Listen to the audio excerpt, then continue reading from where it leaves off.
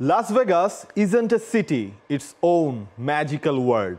Brazilian চেনা ছন্দে যেন এই ম্যাজিক্যাল ওয়ার্ল্ডে এসে পূর্ণতা পেল এবারের কোপা আমেরিকা 2024।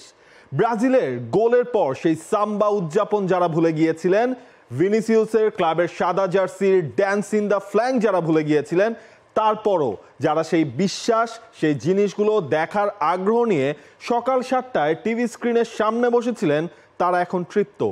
ব্রাজিলকে ব্রাজিলের মতো খেলতে দেখতে পেরে।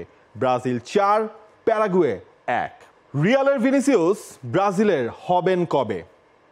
I am in Vegas, of course I am taking all my chances. Las Vegas নিয়ে ভিন্ন ইস্যুতে এ ধরনের নানা কথা আমরা নানা সময় শুনেছি, তবে ভিনিসিয়াস জুনিয়র যেন সেই কথাটাকে ধরে নিয়েই সেই অল চান্স দিয়েই জানালেন তিনি। চলছে প্রেডিকশন গেম নগদ অ্যাপে। প্রেডিকশন করে জিতুন জিক্সার বাই টিভি, স্মার্টফোন সহ আরো অনেক পুরস্কার। শুধু রিয়াল মাদ্রিদের না, তিনি ব্রাজিলেরও। 2006 থেকে লিওনেল মেসিকে শুনতে হয়েছিল একই কথা। মেসি যতটা না আর্জেন্টিনার, তার থেকে বেশি বার্সেলোনার। ভিনিসিয়াসের ক্ষেত্রেও কি সেটাই হচ্ছিল? এর আগে 31 ম্যাচে 3 গোল ছিল ভিনিসিয়াস জুনিয়রের।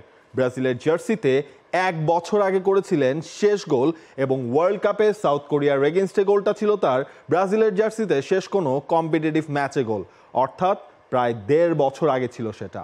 আর তাতেই নেটিজেনদের মুখেই শোনা যাচ্ছিল ভিনিসিয়াস শুধু রিয়াল মাদ্রিদের ব্রাজিলের হয়ে তিনি শুধু কেবল মাঠে দৌড়াতেই পারেন, অন্য কোনো এফেক্টিভনেস তার কাছ থেকে দেখা যায় না। প্রথম ম্যাচ কোস্টারিকার সাথেও ব্রাজিল যেদিন খেললো, সেদিনও ভিনিসিয়াস অনেকটাই নিজের সেই চেনা ছন্দের বাইরেই ছিলেন। সেই ভিনিসিয়াস জুনিয়র একাই নাচলো ব্রাজিলও। ম্যাচের প্রথম মিনিটেই যখন ভিনির পায়ে বল গিয়েছিল, তখনই যেন লাস ভেগাসের স্টেডিয়ামটায় পুরো দর্শকদের মধ্যে ওই আশাটাই আবারও সঞ্চার হয়েছিল।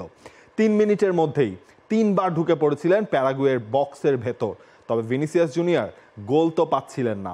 প্রথম গোলটাই যদি আপনারা চিন্তা করেন, লেফট ফ্ল্যাঙ্ক থেকে তার কাছে বল এসেছিল, এরপর একটা 1-2-1 করলেন, পেনাল্টি এরিয়ার ভেতর যে ওয়েট করছিলেন, এরপর তার ফাইনাল একটা টাচ এবং গোলকিপারের পায়ের নিচ দিয়ে সেখান থেকেই তিনি গোলটাও করেছেন।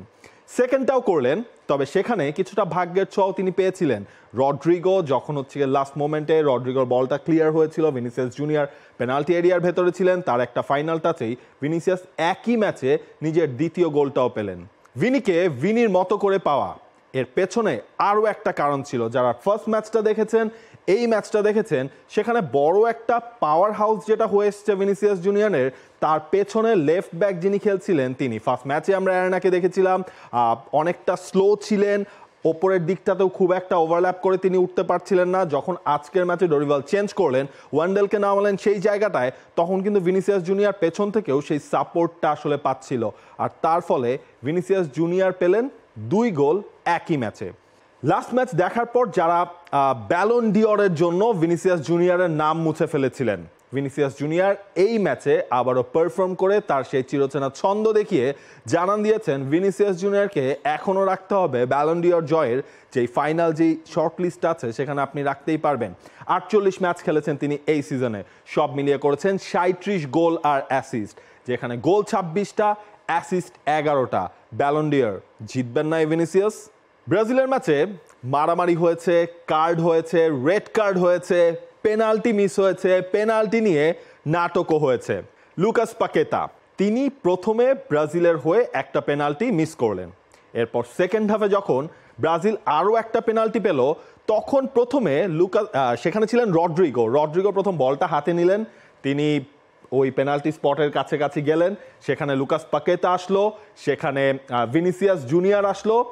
সবাই মিলে মনে হচ্ছিল তখন আসলে শটটা কে নেবেন, কথা হচ্ছিল একটা, টিম মিটিং হলো একটা, এবং সেই সময়টায় যখন ভিনিসিয়াস জুনিয়রের কাছে সুযোগ ছিল হ্যাট্রিকটা করে নেয়ার, তিনি আসলে সেটা করেননি। ব্রাজিলের প্ল্যান যেটা ছিল, লুকাস পাকেতা এই ম্যাচে পেনাল্টি মিস করেছেন, তারপরও তাকে দিয়েই তার সেই কনফিডেন্স লেভেলটা বাড়ানোর জন্য তাকে দিয়েই সেই শটটা নেওয়া হবে।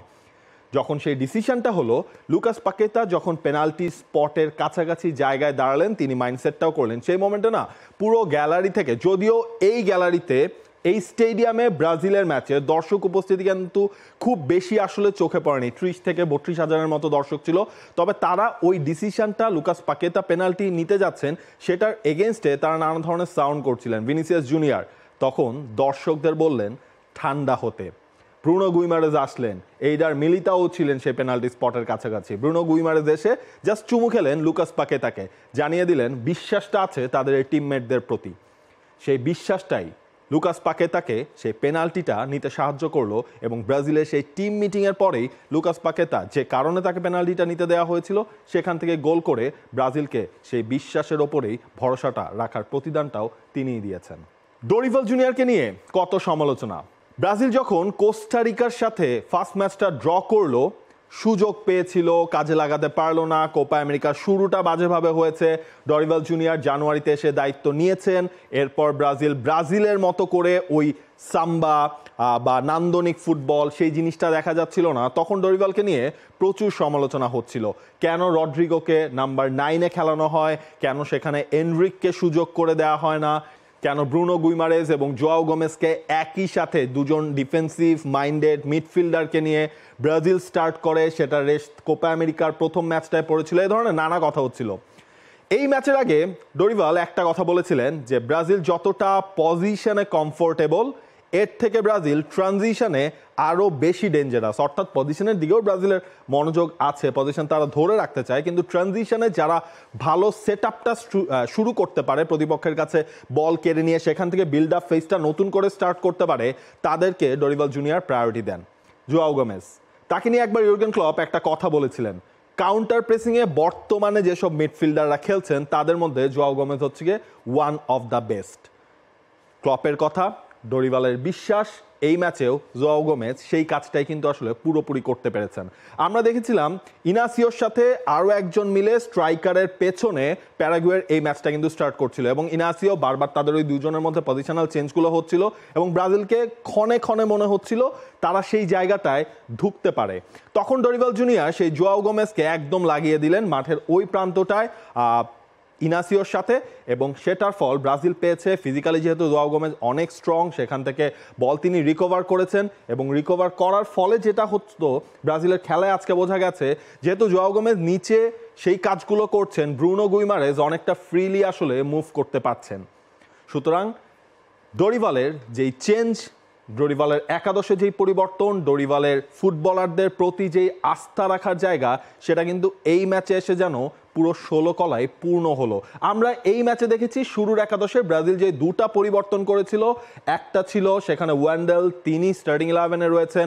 আগের ম্যাচে রাফিনিয়া পারফরমেন্স নিয়ে কিন্তু কারোর কোনো প্রশ্ন থাকার কোনো কথা নয়, এরপরও রাফিনিয়ার জায়গায় স্যাভিও তিনি নেমেছিলেন। এই ম্যাচে স্টার্টিং 11-এই সেই 20 বছরের স্যাভিওকে নামিয়ে দেওয়া হলো এবং সেটার ফল আমরা দেখেছি। স্যাভিওর গোল, রাইট ফ্ল্যাঙ্কে স্যাভিওর কন্ট্রিবিউশন, দানিলোর সাথে তার বোঝাপড়া, এই সব কিছুই আসলে জানান দেয় ব্রাজিলের এই দলটায় প্রতিভার কিন্তু কোনো অভাব নেই। নেইমার যেন মাঠে না থেকেও আছেন।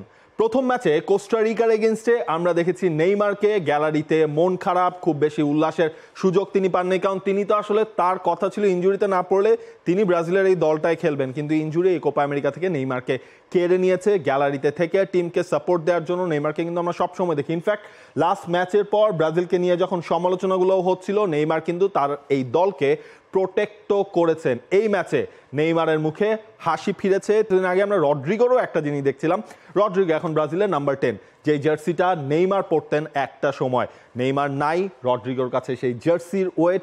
রড্রিগো কিন্তু বলে দিয়েছিলেন যে নেইমার যখন ফিরবে এই জার্সিটা তিনি ফেরত দিয়ে দিবেন সেই নেইমারকেই। আমরা ভিনিসিয়াসের গোল দেখেছি, ভিনিসিয়াসের গোলের পর অনেকেই আপনার ভিনিসিয়াসের সেলিব্রেশনটাকে নেইমারের সেলিব্রেশনের মতো করেও কিন্তু ধরে নিতে পারি। ব্রাজিলের শেষ 8-এর পাতোটা কতটুকু সহজ হলো। ব্রাজিল এখন আছে পয়েন্ট টেবিলের 2 নম্বরে, কলম্বিয়া টেবিলের সবার ওপরে, এরই মাঝে নিশ্চিত করে ফেলেছে কোপা আমেরিকার কোয়ার্টার ফাইনালে তারা যাচ্ছে। তাহলে কলম্বিয়ার সঙ্গী হবে কে, ব্রাজিল নাকি কোস্টারিকা? কোস্টারিকার পয়েন্ট 1, ব্রাজিলের পয়েন্ট 4। তবে শেষ ম্যাচটা ব্রাজিলের খেলতে হবে কলম্বিয়ার এগেনস্টে। কোস্টারিকা খেলবে আসরে এরই মাঝে যাদের বিদায় নিশ্চিত হয়ে গেছে সেই প্যারাগুয়ের এগেনস্টে। অর্থাৎ কোস্টারিকা যদি শেষ ম্যাচটা জিতে তখন আসলে ব্রাজিলের কি হবে?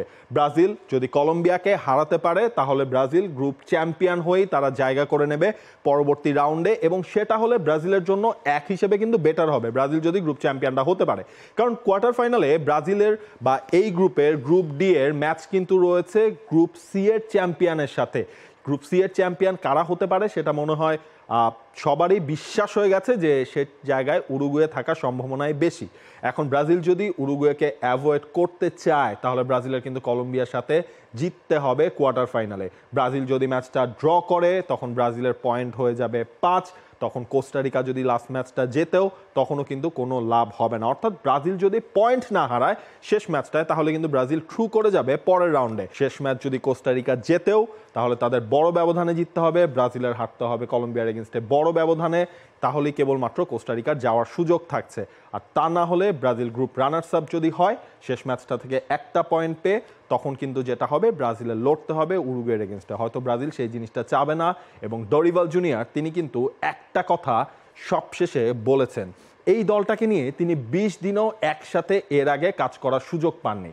জানুয়ারিতে দায়িত্ব নিয়েছিলেন, এরপর ব্রাজিল এখন পর্যন্ত যতগুলো ম্যাচ খেলেছে আনবিটেন কিন্তু ব্রাজিল রয়েছে। 3টা ম্যাচ জিতেছেন, 3টা ম্যাচ ব্রাজিল ড্র করেছে।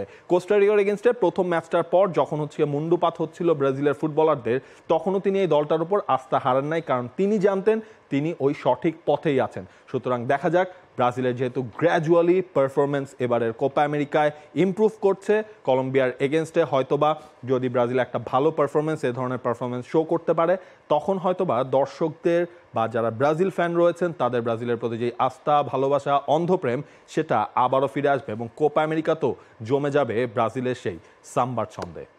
For more updates, subscribe to our YouTube channel and click on the bell icon. Follow us on Facebook and Instagram. Download T-Sports app to enjoy exciting games and highlights. Visit tsports.com.